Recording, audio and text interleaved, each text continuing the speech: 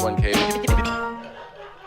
Wait, so I want to go back to please tell me, because I always imagine this has to be one of the most amazing moments, or maybe looking back on it, when you get a call that you got SNL. So that was they fly us out to Catch Rising Star, which was an old cool club. I don't even know if it's still there. Catch? You've heard of Catch? Yeah, New York. Is it still there? I don't know. I think so. Cool club. I knew Sandler a little bit from the Valley. We were doing stand-up. I knew Judd Apatow. Drake Sather was a good buddy. I don't know if you ever saw his stuff. He passed away. He's great. Yeah, he was on the special. And one of my friends knew him and showed me all this tape of him. Oh, him. And it was like dark, but like biting jokes. Fucking really great funny. jokes. And he wrote for television, I think, too. Yeah. Right? He wrote that cartoon I did called Sammy about my deadbeat dad a long time ago, which was too rough for network TV. Yeah. But Drake was great. So Drake was on. No, it was just me, Rob. We got a call to go to New York after a showcase, and Tom Kenny. Poor Tom Kenny. I always tell this story. He's a great comic. He's a San Francisco guy, killed. Landed on his feet hard with fucking SpongeBob. So he's fine. Oh, yeah. He does the voice of SpongeBob. Oh, yeah, that worked out. So he worked out. But, Dennis Miller, right before I walked up, he goes, Spade, because, how terrifying you're at Catch. It's not full anyway. Yeah. There's probably 15 people there. And then here comes a contingent of 20. Yeah. Lauren, Dennis Miller, some writers, some, random SNL people, talent. I'm just fucking shitting. And I'm like, Schneider, come on. We got to do 20. So I go up. I'm first. I do 12 and I get off because I'm not doing good. Mm-hmm. Sickening. Like you just go, it was like my special I did for Comedy Central. The first minute I was getting to this, sorry I'm jumping around, but I was getting it to because it wasn't really a club. And the gross feeling of doing you can read a crowd so fast. There's no buzz when I'm walking out. There's no chat. There's fun. There's no music. I walk out and the first joke does okay. And I'm like, this is going to be a hard set. Yeah. God damn it. Because on the road, you're like, tough crowd, tough shit. I'm getting paid to do this. I'll plow through. I might be able to get them toward the end and wear them down. And this was like, you are shitting me. My special is a tough crowd. I know. So here I am at SNL rebombing. It's sort of a pattern. I'm just kicking myself upstairs. I just keep getting hired. So back then it was okay to be white. And I was like, this is great news. and Schneider, I did 12, and then didn't do well, got off. But I say right before I walked on Dennis, I go, hey man, this is scary. He goes, hey man, he's always so cool. He goes, by the way, you don't want to kill too hard. Throws a red flag. And I'm like, okay, I'm going on in 3 minutes. Don't do good or do good. Spudley, it's just, you don't want to be a polished fucking road hack. And I get it now, like, they were just looking at my writing of my jokes. Mm-hmm. And so I wanted to kill, but the truth is, they just liked sort of the wording and, the stuff that you would look at now. Sure. When you see someone like Tom, if you're watching, if we go in the back of the Comedy Store and you watch, you can tell if someone's good in two jokes. It's like, name that tune. You go, that first one, you go, oh. And then you go, let's see if it's a fluke. Yeah. Then they do a second one, you go, okay, there's some game. Yeah. And even if they don't work, which they sometimes don't. Right. You go, that's good. Yeah. Shit, that's good. And that's just takes years of watching and doing it. And you can see somebody just destroy and you can be like, horrible. Yeah. By the way, I saw Sebastian. I'm not putting on the end of the destroy is bad. I'm saying I was at the store and I was just walking out and he came on and I'd never seen him. So I just stopped like you do all the time and just go, oh, I haven't seen this guy. And I stayed. I kept going. I started laughing going, have I never seen this fucking guy? Yeah. And was killing and just doing his regular shit. But I was going, this guy's great. Then I went to see him another night. I go, oh, he's on. I got to go in there and watch him. So that happens, you see someone. So they watched us. They thought Rob and I wrote well. And Tom Kenny did 20 and he did great. Mm-hmm. And I think we got that call. We were staying at the Omni Berkshire where they put you up. But I think we got it at Catch because I think we were at a payphone. And then they called and said, hey, Schneider was on the phone. And he said, we got it. And he hung up. So I didn't get on the phone. What? I'm remembering. Tell Dave, it was Bernie Brillstein and Brad Gray and Gervitz. They were our managers and they go, I think I'd be like, can I get my call too? I know. I go, what's going on? He's like, you don't say. Who was it? They didn't say. So he goes, looks like we got it. It's great. We're writer performers. I go, oh no. What does that mean? He goes, that's what Chevy Chase was. I go, fuck, I don't want to be a writer. I want to just be the John Bonet out there. Yada da da da da. Ah, my Yankee Doodle. You know, I go, I have charisma like her. And so I said, she wasn't a writer as far as I remember. I've never read that. No, she wasn't. You know that. You're confirming. She wasn't a writer. She definitely wasn't. So she just did stuff that was good. But, you know, so I said, what am I writing? And they go, there's 4 more shows this year. They want us to come watch one and then start. Fucking already shitting. I go, what the fuck am I going to do? Write? And that's why I went in and Schneider and I were buddies, you know. We went in there and did. You got to have a buddy. I'm assuming how much that helps when you start.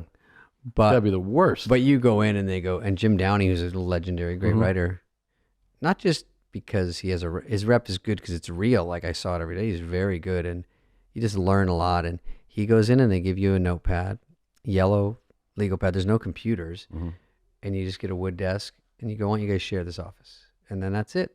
And they go, there's a writing meeting at 1. And we came in at 1 the next day, and no one comes in till 5. Look like fucking assholes, like pledges. And then they have the Monday meeting, and they go, the host, I think that first week was maybe Corbin Burnson or... I think my first 4 before the summer. Corbin Burnson, it's a good warm-up. Alec Baldwin, he won an Emmy for that one. So that was a great one to get. This is before he was shooting everyone. Yeah. Everyone. Yeah. So horrible. I know. It's unfortunate. He's killed a lot of people. Him, Garth Brooks, a lot. Garth Brooks has? I think so. That's the rumor. That's the rumor. I can't even. I'm just spinning that I even said that. Okay, so Alec Baldwin was fucking great. By the way, when you say he's great, is that one of those things when you look back where you could tell, like that first meeting, you're like, this is gonna be good? Shoot someone? No. No, I'm kidding. Yes. Now I could tell that first meeting that he had a star quality that you hear about, and I was like, God damn, black hair, greased back, blue eyes, black turn. Like he just did Hunt for Red October. This is the trick too. They just screened it for us. We come from the screening into the meeting. And I'm like, that's a fucking guy from that. Yeah. And he's a badass. He's like, listen, we're going to nuke the shit out of him. And he's so cool. Yeah. And he's in there, just relaxed movie star. And he's not really an old school movie star. He's very new. Yeah. But he's very cool and confident. Nice to every writer. Loved to write. Went in every room. You know, the host walks out. You pitch him your fake ideas because no one's really ready. And then he goes around with the writers. He goes to dinner. Actually, Monday, he just leaves. And then you can write if you want. No one does for some reason. And then Tuesday, you come in and you're just stressed all the way till Wednesday at read through. You write all the way through. And you also don't have a computer, so I'd write until 4 a.m. Then I didn't finish. I go home, sleep 2 hours, write a little more, and then drive back in a cab, hand it into the Mad Men girls that type it in the computer and put it in script format. And then drive home and sleep for an hour and then drive back. You couldn't email anything in. Damn. Yeah, it's fucking work. Hear that, kids? You know what work is? Do you get it? You don't get it. They would be like, it's stressful. So they go, oh, we'll change the whole system. Yeah. Oh, I didn't know it was stressful. You know what was stressful? Every fucking job I had in my life. I like kids go, I hate my job. I see on TikTok, they're like, we're quitting. Do you hate your job? Is your boss mean? Yeah. I got bad news. Every boss is Bosses shitty. are mean. And they don't ask me on my day. What's happening? I don't know. You think Lauren was like, David, come here, sit on my knee. You seem stressed because you haven't been on 15 shows in a row. He doesn't give a fuck. He goes, you're weak, leave. It's just the way it was. And I feel like it should be that way a little bit. Yeah. Wait. Were you in, because this was like, I so idolized you guys. Were you and Farley fast friends? Like, was it like right away? It was pretty quick, yeah. It was that Omni Berkshire that I've been plugging that I work for now. Mm-hmm. I have to tag. I don't even know if it's still there. It was, the old SNL said, like the Hyatt tweet, they showed like a promo. Sure. In the old days, I thought it was so cool. This was the one they put us up at, me and Schneider. And I remember going, Schneider, did you have soup? He goes, yeah. I go, it's fucking $9 for soup. He goes, so what? They're paying. I go, Lauren's going to see that. So I thought we'd get fired. For ordering soup? Yeah, because they put us up and they let us, and you'd eat. We had I don't know how much money to spend, but all I was thinking was getting fired, everything. Yeah. So the first day I walked over, I heard they hired. So I did my 4 shows. We went away for the summer, got hired back. So we had to get an apartment, come back. And then they said they hired Chris Rock and Chris Farley. They had auditions over the summer. You heard, they auditioned in Chicago. And, Rock was, I think, Brooklyn or whatever.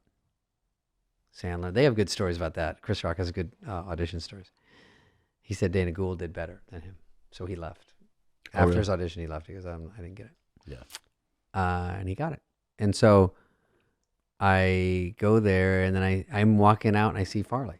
So I go, you want to walk over? He goes, yeah. So we just walked over and laughed and talked, and then we got there, and it was sort of, we were all new in this together. And he's like, because we knew Dana Carvey was going to be there, and Mike Myers, and all the big stars. Phil Hartman was a great performer. Nealon was there. And also, you don't realize that Conan O'Brien is a great writer. And you're going to go compete in a weird way against Greg Daniels, who did The Office. These are great fucking writers. Yeah. Smigel. And so there's so many good ones, and Fred Wolf and Jim Downey, and so Franken. So I'm doing a sketch, and does everyone want it to be in? Does all the writers want mine to get in, and then theirs is out? You forget that. Yeah. So everyone's trying to be on their great guy syndrome, but you can't really pull too hard. Right. And so at read-through, if your sketch starts bombing, everyone's glad to step out on that one. Oh, really? This one's not the one everyone loves? Oh. Okay. Because there's 44 you read. Yeah. And maybe 11, 12 get picked, and probably 8 make it. Right. So it's got to be especially gutting, though, to be one, if you make it to the 12, and you're like, It's sickening. Right. And then it doesn't make it to. Yeah, you're at rehearsal. You set it up, you direct it, you do everything, which I also don't know how to do. What kind of table would they have in the receptionist? I go, just a table. I'm just thinking of the jokes. I don't know. Would it be like more of a Z gallery? Would it be all glass? I'm like, are you fucking kidding me? This is what a director does. I go, I could never do this. Just fucking rack my brain with this stupid shit that when the sketch bombs, no one goes, good table. Yeah. Yeah. Nailed that. So one thing I had working for it. Couldn't get the comedy part of it. Is that Restoration Hardware? Resto. So anyway, I do it, and then you get to dress. Dress is at 8 o'clock with a full audience, exactly the same. They film it, full makeup. So you're sort of doing this twice, like doing 2 shows a night, which I hate, and that's why I don't do sold out shows every night. So I go, I do the first rehearsal, I get off, and then you're in the. One time I had all this Yakov Smirnoff shit on, and they go in a room and decide the show, and they come out at 11 and tell you. So the show's at 11:30. So you're on the whole weekend. 11, door opens, and Dennis Miller walks out. He goes, "You can take the fake beard off, Spud. Didn't make it." I'm like, I'm in all my makeup and eyebrows and fucking like walk back to my dressing room. Now I'm not in the show at all. So I have to call everyone. I'm not in. Don't stay up. Don't stay up. And then the sickeningest is the live show. Things are fattening with laughs. And I'm walking down the hallway running, and they go, Gap Girls is cut. You just collapse on the carpet like Platoon. Because the show went too long. Yeah. I think Anna Gasteyer was telling us that there was one that was, like a 5-minute sketch. And it was going long. They go, we're going to cut it. And they go, nope, get out there, Anna, get out there. And then they go, okay, start. And she goes, hi, welcome. And they go like this. And she goes, welcome to the show. We don't have time. She said something like, it wasn't even a minute. She just did it and just had to get out. Wow. And then they just cut. And then they go, da-doom. That means good nights. Yeah. And then I'd run up there. Hey. Stand next to Tom Hanks. Stand next to whoever. There's a lot of big hugs. I stay in the back. I try not to be too gross about it. Like you feel like when you watch that, you're like, oh, that would be like a cool experience. The sign off thing, until you go to hug someone, they look the other way. Really? And everyone watches. Yeah. On camera. And they're like, yeah. I just stand there back there with Adam or something. We just go act cool because it was too embarrassing. Because the host will eventually make it to you, or the music. Yeah. It's always better to go for the music first. Yeah. little tip for you. Bert and Tom, Tom and Bert. One goes topless while the other wears a shirt. Tom tells stories and Bert's the machine. There's not a chance in hell that they'll keep it clean. Here's what we call 2 bears, 1 cave.